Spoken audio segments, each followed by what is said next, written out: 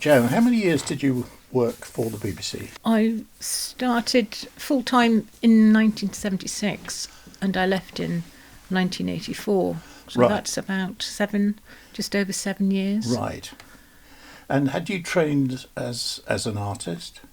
Yes, I was. As a girl, I was always painting, and so I went to the local art school, which was in Middlesbrough in Yorkshire, where I did my diploma, and then I went to Loughborough and took my Bachelor of Arts in painting, sculpture, did a bit of everything in those days. And that's when I was taken on a trip to see the BBC in London by one of my art tutors, and about 20 of us piled into a coach, and the next thing I knew, we were outside the BBC. What was the purpose of the visit initially? It was an educational visit. We'd also gone by a museum in Oxford, and I think my tutor must have had friends at the BBC or something, but it was to see behind the scenes. And yes, I see, a sort of tour around. A tour, yes, Yeah. yes. It was a television centre, was it? Television centre, yes, where we saw the costume department and the workshops, Yes. and finally we went up the steps and into this enormous scenic artist studio, and that's when I couldn't believe that you got paid for painting. On the outside of the ring road. Yes, at the huge circular building. Yes. With plenty of car parking and everything. Yeah. Well, there wasn't later on. No, I know. Frithville Gardens I used to park That's when I right, worked there. yes. Yes. So you were trained as an artist, but particularly in those days you were taught drawing. Yes, I did have a very traditional kind of teaching, lots and lots of drawing, and drawing from observation. So it's very traditional, which I liked. I loved doing that. So we did lots of drawing, still life, before Yes. we began painting. Because obviously that was particularly important when you came on to what you did later in court, drawing. Well, that's pictures of right. people. Yes, looking at we worked from a skeleton. We had that sort of hanging up in the studio, so we could refer the body to dimensions and positions. Yeah. So yes, and just looking and observing, which I liked. Took to it. So you had this visit to Television Centre, which made it all look rather glamorous and exciting, presumably. Then did you look out for jobs? No. I mean, I'd always wanted to work on large scale. So when I was a student and studying the history of art, I looked at some of the artists doing huge scale works, and I thought, I'd love to work on a large scale, and I just thought that would be impossible. So when I went into the BBC studio, I saw all these huge canvases, and it really triggered my imagination. So what everyone was looking around, because we were all art students. Some of us were textiles or sculpture, and so I got chatting to a chap, and I remember his name was called Eric, and he was painting, and I said, do you think there's any chance I could get a job here? I said, just joking, and he said. So he said, well, you could. He said, just write in. He said, there's no women work here though, and I said, oh, why is that? And he said, I don't know. So I got back anyway, and he was a nice, friendly chap, and he did tell me who to write to, and it was a chap called Ron King. He had an assistant called Brian Bishop, so I remembered King and Bishop. He's the chess players. So I wrote, and I think. I wrote in, and then I got a reply, which I was very surprised at. And then I was invited for an interview, and I really can't remember. I know that Ron King and maybe Brian Bishop was there, and there were some other people. And I took along my work, which was, lots of these academic drawings, Yes. mostly things I could carry, not paintings. So my portfolio. They were interested presumably in your ability to draw real things. Because Yes. presumably you were going to be painting sets or backcloths or something like that. Yes, I suppose in those days they would see evidence of being able to draw with form and shape and contour, realistically. as some evidence that you could cope with the variety of work that they did there. Yeah. Well, I'm fascinated by, what went on in the scenic area, because we used to, I used to direct programmes, and we had backcloths and so on in behind the sets. Yes. How on earth do you start? I mean, when you arrived, what happened? We did spent a lot of time watching the other scenic artists and asked how they worked out the scale. So it was really this tiny photograph that a designer might have said, look, we're filming in Bristol and we've got this, we want a kind of Victorian terrace. And he said, we've got about 6 houses and we wanted at this scale. So they'd be drawn out in charcoal. And we had these metre-long rulers, and we'd just literally go 1, 2, 3 along the cloth. They could be 30 feet long. And then we just divide the little photograph up. And somehow it all happened in the brain that a large brush, it could translate all these shapes. And you did simplify things down so much. And I really didn't find it a problem to get my head round at all. It was a learning curve, but surprisingly, I found it easier to paint large things than tiny, tiny miniatures. Really? Yes. That's interesting. Yeah. And did you paint the canvases vertically, or were they horizontal? They were vertical, and they'd come in on a huge roll. Sometimes we'd have old canvases that had come back from a production, and they were rolled onto the floor. And because the frames were electronic, the frames themselves were lowered, and they were fixed on with nails and stretched. And then you'd often watch your own work that you'd laboured over come back to be painted over. It was to talk about recycling. Yes. Well, quite. But actually, I'd have thought they were worth keeping. If Victorian terrace, likely to be needed quite often. Well, some of them did get kept. There was a store of them. We had a special technique if you were going to keep them in storage, and that meant a certain type of paint, and you'd work in dyes so that it wouldn't crack. The paint wouldn't crack, so we used dyes, but we didn't do many of those. Were you using acrylic paints, or what sort of paints were you using? Yes, they were acrylic based. They had lots and lots of fire retardant in, so that when it went off, and they did have a kind of sell-by date, they would really, really smell. But they were specially mixed colours for the BBC scenic artist, and there were about maybe 16 colours, and they had colours like shepherd's bush green, shepherd's bush brown, greystone, rowanberry red, and all the earth names that you would, if you wanted red, it would be a cherry red or a stone grey or a TV, I think it was TV grey or TV black. There was a TV white and another kind of white, because we never used pure white because of the television. Yes, because it would have burnt out or whatever like that. So there were limited colours, and that's all we had. Right. And there were huge 2.5 litre cans. But you could mix them. Oh, yes, you could mix them, yeah. We had, so I suppose there were about 14 scenic artists. Some of them were on location, mostly. Some of them went to Pebble Mill and did a little month and come back, so we used to be on a rota there.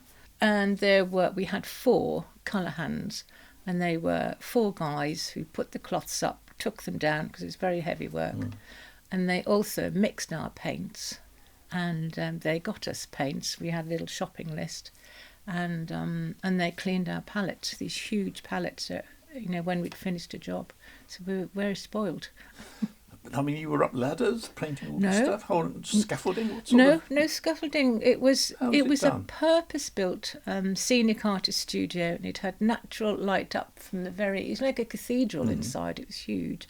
It had natural light very high up there on the roof. It had a false floor, so when we went in on the floor, it was a suspended floor, and they had a basement downstairs, so the frames were attached to... they were electronic, and we had a little console. So you could raise and lower them. We could raise and lower them electronically, so we could stand where we were, and if we wanted to do the sky, we could just go over to the console. One console Yes. lifted all the frames in the Mhm. middle, so we'd all often meet at the console, which was covered in paint, and lower the cloth and paint the sky, Right. and then take it up and do the pavement. So, and it was the only studio, as far as I know, that had that. None of the theatres had that, and a lot of the scenic artists, the guys, they had learnt their skill working in music hall and theatre, Yes. and to come to the BBC and have this electronic frame, they was luxury. they really appreciated Yes. it. Yes. Yes, I yeah. suppose theatre work is about the only other place where that sort of Yes, thing. no, that is. was I done. have worked in theatre. When I left the BBC, I worked for several several theatres, and it was always on the floor, laid out, and it was very difficult to see because the perspective would change unless you could look over it. So sometimes things would get distorted, but and it's harder work, obviously.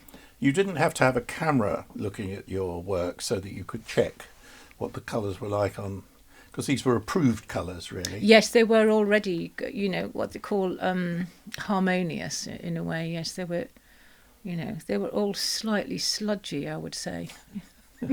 not the brightest of Right. colours, but it always looked lovely. The colours merged really well, and you weren't looking at them closely. I mean, quite often there'd be a very thin piece of net over them, so you just glimpse them. So Yes. like you'd say, "Oh, that's the moment of truth." I actually saw a glimpse of my cloth. So Yes, I was going to say, if you watched them at home, you suddenly saw your work.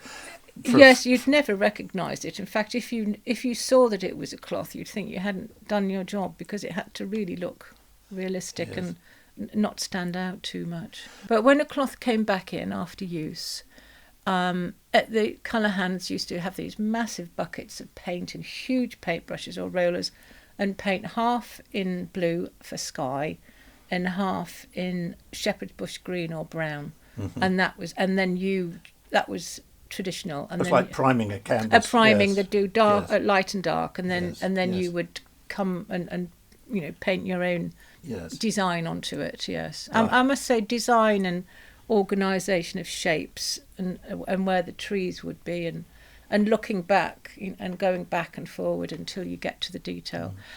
And generally, I think we used to have about 3 days on a canvas. And you work closely, presumably, with the designer who had been allocated to the programme. Yes, so we'd usually know a week in advance or some time in advance that, there's a show coming up, designer's coming in with some references, so he will have taken some photographs, and then he would know which studio it was going in and what size it was going to be, and then the set, he would say the set is, you're going to see more detail from that window, or the door might open, and so you'd work out where to give more detail. So you didn't on paint cloth. unnecessary So you did, areas, yes, it wasn't no. unnecessary, and really that's why you did big shapes to start with, Sure. to block things in, which was fun. Yes. Now, did you have to go into studios as well? I mean, presumably they sometimes needed a bit of repair or a bit of Yes. extra painting. Oh, definitely. They'd be hung, and the designer might want a bit more detail, definitely, or extending the cloth, or there may be a bit of stonework on a set. So a built physical set may need a bit of stonework or texturizing. Yeah. Usually making things look old, or if they had a garden fence, even they might say, can you just make it look, not so new. So Right. we'd go in, and usually they try and keep the same artist, so you knew a little bit about the story behind the set, and you'd got a rapport with a designer, so you'd feel you were involved. Sure. It wasn't just a production line. No. Now, were you also painting flats? That's right, yes. Yeah, they were just stood up in the middle of the studio, and they were a certain size, 10 foot, something Now, like that. Yes. Were they the same as the sort of flats you would have in a theatre? I mean, with Hessian. Yes, and propped up from behind by big weights. Yes, so you could move them around a bit. Yes, you didn't have to hang them, and because once you'd hung them and the set was there, there was not much flexibility, but with the flat you could move it, and angle it. Sometimes you'd have ceiling pieces as well. Ah, yes, we did do ceiling pieces and floor cloths. Oh. Yeah, lots of floor cloths, and they were canvas. So I did one for I Claudius, which not just me. I think the whole studio was working on I Claudius. It was a huge production with Derek Jacobi. Yeah. And so the studio floor was covered in it was the same type of canvas, but it really laid down really well, just a single layer of canvas. And what we did lots of old mosaics and sandy looking broken stonework and mosaic. It was really effective. Yes. Yes. Well, you think Roman mosaics, you need, Yes, we made stencils for them, and we got some beautiful books. We had the BBC Library, which we'd go up and go and research things. So we'd bring pictures down, and the designer, and I'd say, what about this and what colours, and she'd show us his drawings. So we'd kind of work out what colours would suit, and lots of dottling and aging. So that was great. Yeah, it was fascinating doing that. So one of the things I worked on was Tenko, and it was about a women's prisoner of war camp in Japan. And I think they filmed the camp in Dorset or something. But I was asked to paint a huge liner going the whole length. It must have been about 100, maybe 60 feet long, but it was the whole side of the frame as a liner with life-size portholes and the rivets and the kind of water rust coming down. Yes. And so they were going to cut out the doorway and put a real door on and have the actors coming down this ramp from the ship. Yes. Yeah, so and I absolutely loved that. It was just, I think it was the texture and real life size of it. It was only one section. It had to look real. Yes, it had to look real, and I've got photographs of it, and I thought that was a great programme. Another one was an Eden line, and that had to look Russian. Mm-hmm. And we managed, as a group of us, we had to paint this flocked wallpaper. So we thought, how are we going to do it? So we found this beautiful piece of lace in the BBC stores, which was from Liberty, actually, this gorgeous lacy patterned thing. So we just stapled it onto a frame and rolled it through, and we just created the most amazing effect. And no one had used that fabric or painted on a cloth.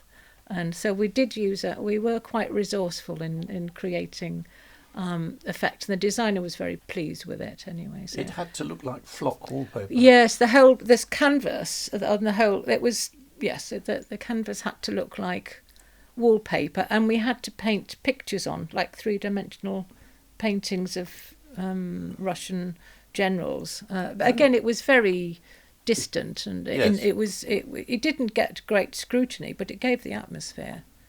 Did you ever have to do any impressionistic type stuff? I mean, very abstract. Only if an abstract painting was called for, and they were sometimes. Yes, I think there was something on Leger, the French artist, and we looked at all of his work, and one of the designers wanted a huge kind of cubist paintings, and so we just, we'll do some cubist paintings. Right. And that was a nice change, because you didn't have to be so accurate, really. Yes, no, honestly, there was such a range of things you were asked to do. It was, and I must say, it was just great fun. The artists, we were all had a good sense of humour, and I think the camaraderie and the fun we had was a joy to go in and paint. When you left, were you the only woman who'd been working there? No, so my first experience, as the only woman, when I wrote in from that trip when I was a student, they said we'd like to. So they offered me a summer contract, and that was when I was the only woman, and I did that for 6 weeks. And it seemed to go very well. I loved it. They put an article about it in the Ariel magazine. Mm-hmm. And then I went back to college to do my final year. And then, after about a year or 18 months, I got a letter saying that they were offering traineeships as a scenic artist, and would I be interested in applying, and so I applied, as did many others. And but you'd had that earlier experience. but I'd had that experience. So what they did on that time, they took on 4 women scenic artists, including myself and 3 others. So they obviously thought, well, women aren't so bad, are they? Because the thing is, the boiler suits and the smocks that the artists wore were made for men. The changing rooms, they had a man's changing room, they had a shower room, so they did actually create facilities for us, and there were more women came, and it was more or less half and half by the time I left. Yes. And life at Television Centre?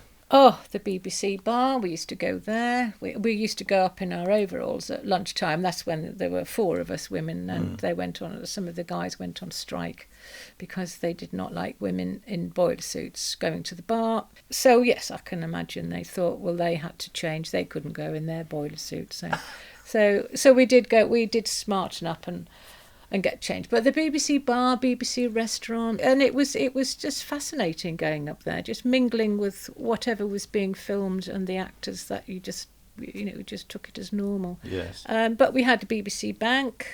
We had a nurse at the BBC. If you were feeling a bit ill, you'd go and talk to her. We were very well looked after. That was a sort of, well, I suppose approaching the sort of zenith of studio productions, wasn't it? Yes, I mean, that was its heyday. 80s. Yes, but not long after that, we were introduced to this the certain blue where you could project images on, and also using photography for doing backcloths. Oh yeah, machine doing printing backcloths.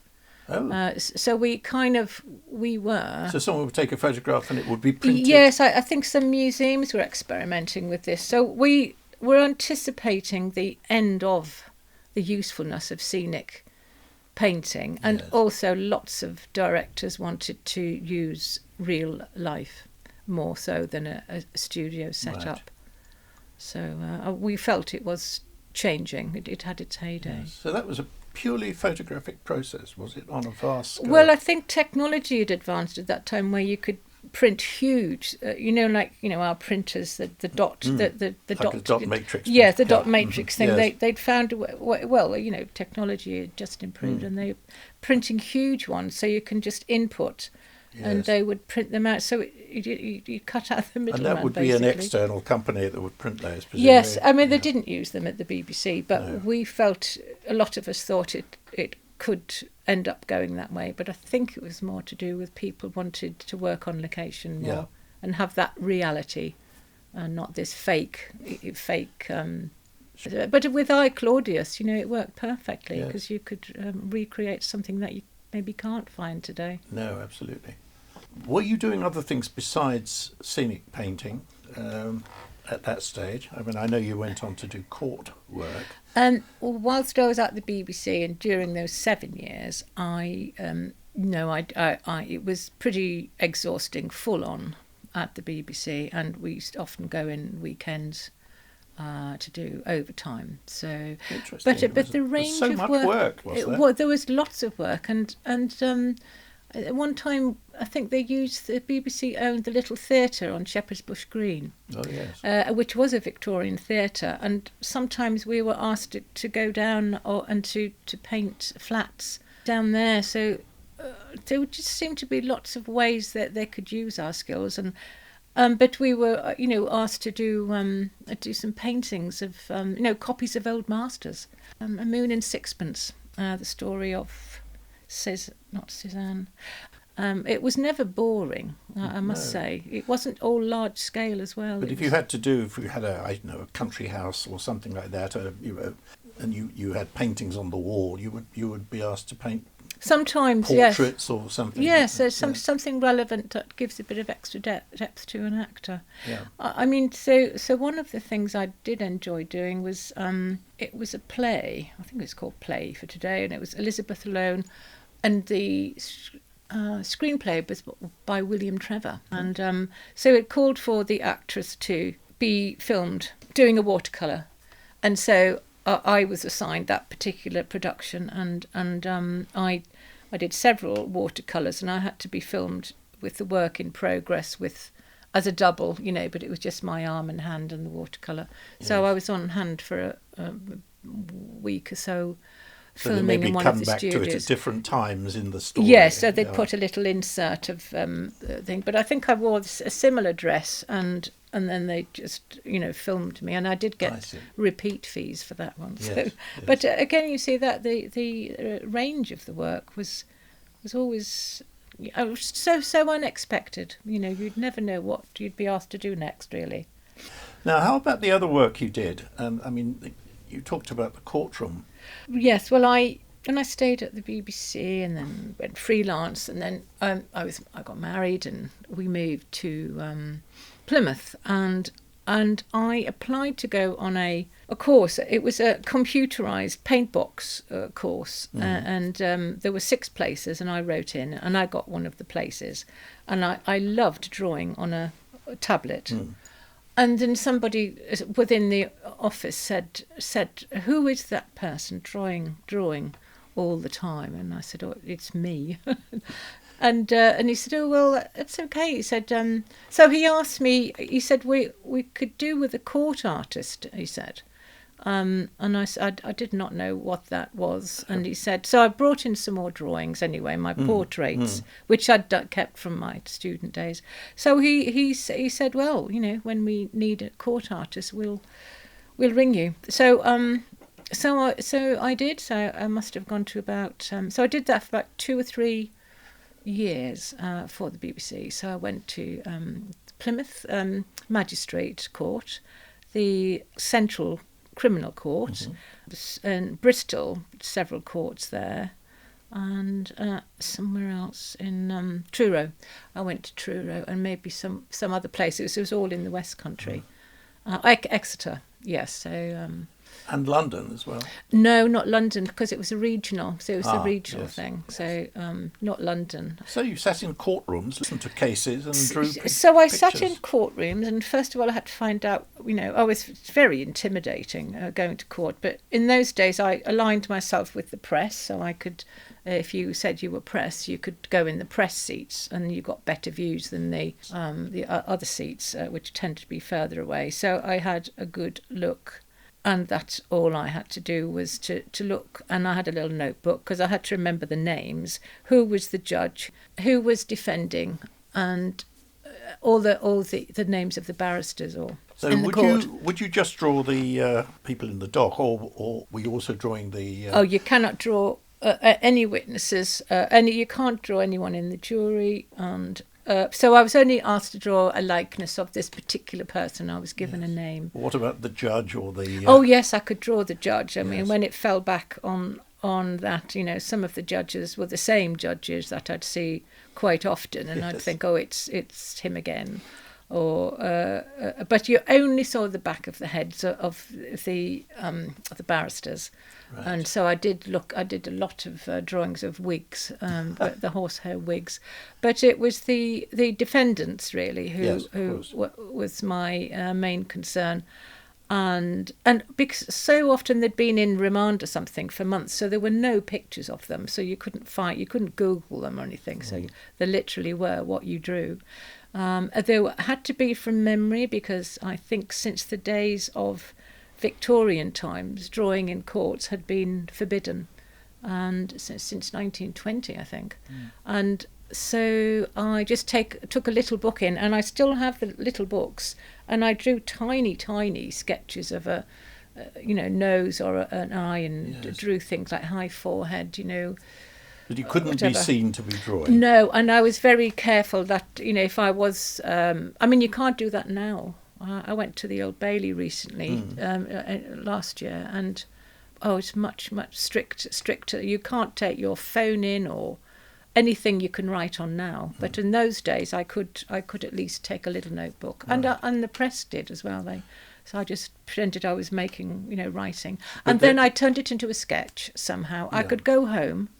I didn't live nearby, not too far away, so I'd get home and work up my sketches a little bit more with a bit more technique. But generally speaking, as soon as I left that courtroom, I'd have to find somewhere so I could get this image Yes, the before image you stayed forgot. fresh. Before, Yes. before I forgot. Yes. But if I did it quickly enough, I could go back into court, have a little glimpse of the picture, and then make a few alterations. And if the court doors had glass windows in, even better. Yes. But they didn't always. So Peek through. yes. When you drew the courtroom stuff, was it? Did you use pastels or what did you do? It wasn't proper painting, was it? It was No, usually a so it drawing was more like a with- drawing, yes. drawing material. So I bought from various art shops flesh-coloured pastel pencils, which I could sharpen. And I had a selection of pencils, some pastels, only a selection because I didn't want to be laden with material, so I just chucked them all in a bag. And a little case to keep the drawings flat. So I tried to make them life-size, the drawings. Oh, right. They were life-size, so you could get some feeling, some gesture into it. And also the larger drawings, or the life-size ones, looked better when they were reduced in size for television. Yes. Yeah. Yes, I imagine so. Yeah. And you presumably were never drawing on white paper. No, I had nice paper, full pastel paper, like a kind of flesh coloured or brown or kind of tawny coloured, especially for drawing. Nice, they'd call it ong paper. Yes, Yeah. right. Yes. Did any of your people who you were drawing ever ask for copies? Yes. Really? Yes. There was two young lads who were caused a bit of mayhem in a nightclub. I was asked to draw them, and they actually came out and said, I don't think I'm much better looking than that, and everything. So I don't know how they managed to. They weren't found guilty. So. Right. But I didn't give them the pictures. If they weren't guilty, did the material get televised? No. No. So only if they were made. Yes, only guilty. if it was, because they were, free then. So Yes. yeah. Yes. But many of these cases would go on for days. So Yes. you would go away and draw things. And Yes, then that's they wouldn't right. be used if they No, were. but they wanted quitting. them the same day, just in case, because sometimes they wanted them to say, Yeah. the trial is opening today of this person. Even they wouldn't wait until they were found guilty or not. Yeah. And how were these things used in the news studios? Were they photographed? Yes, Or one of these. put on caption cards. I'd just take it in, and there was one of these flatbed. There's a name for them, flatbed bed things, and a camera would Oh, a come rostrum down. camera. Yes, and then it would be taken, and Yes. I would take the drawing home. Yes. So they'd have the image, and it was put on TV So you went home and watched. and watched. Yes, Yes. yes, it was Got it. only a flash, and people used to say, "Oh, there's such, sort of." Not very good drawings, and I used to say, yes, well, you have to draw from memory. It's not like you can. It's not like doing a life drawing and have plenty of time. It's a matter of minutes, Quite. And also, you got so wrapped up in the court case that it was very difficult to concentrate, because it was sometimes harrowing Yes. information, or just downright fascinating. And you had to leave the court and concentrate on the drawing. And quite often I'd just go back to the court, because I just felt very privileged, and also very interested in the law and Yes, how it yes. went. So I loved doing that. Yes. When you were doing that, were you freelance?